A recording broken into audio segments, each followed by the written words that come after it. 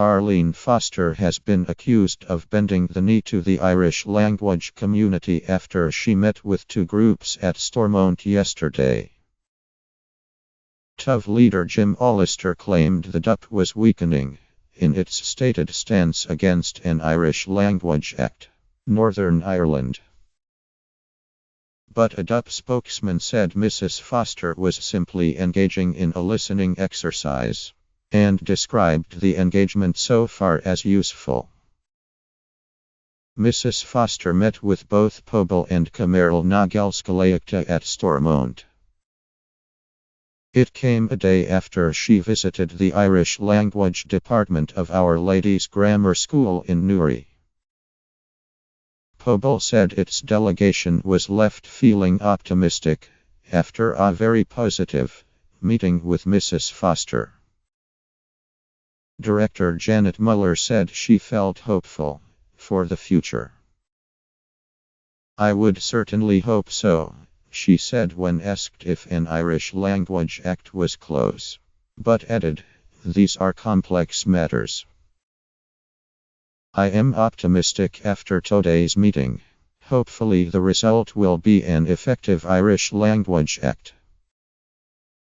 The do.A's refusal to back an act was one of the sticking points in the now paused talks to save Stormont.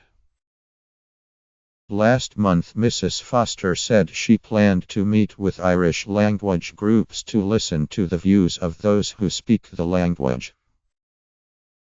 Camerl Nagelskalaikta President Dr. Niall Cummer said he believed his group got a good hearing. "It is useful. We had a meeting today in which we put our proposals for an Irish Language Act before the party, and the costs associated with them, as in the discussion document," he said.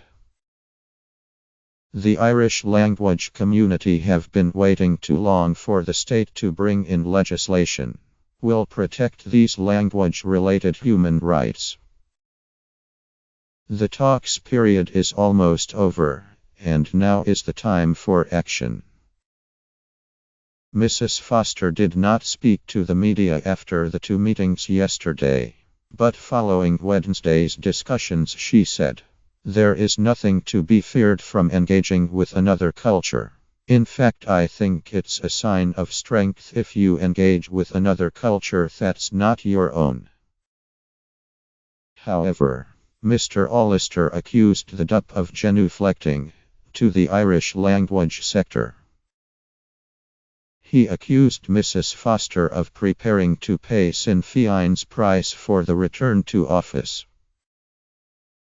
"do.A is unequivocal in opposing the imposition of an Irish Language Act under any guise," he said.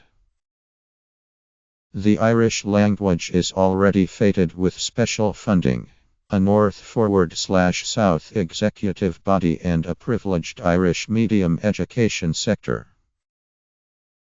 Insatiable Sinn Féin and its satellites, like Pobal, demand more official status for Irish in Northern Ireland, Irish in our courts, on our road signs, and on all government documents, preferment of Irish speakers in the public sector with adverse employment consequences, non-Irish speakers, and huge commitment of public money to finance this de-Britishisation program.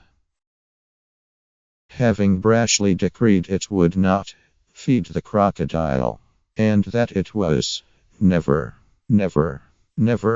to an Irish Language Act, the do.A is clearly weakening its stance and readying to pay the price after the election. Unionists beware.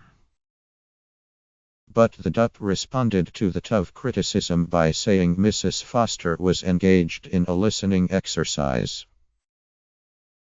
"The engagement so far has been useful," a party spokesman he said. "She has met a wide range of groups and individuals from throughout the British Isles.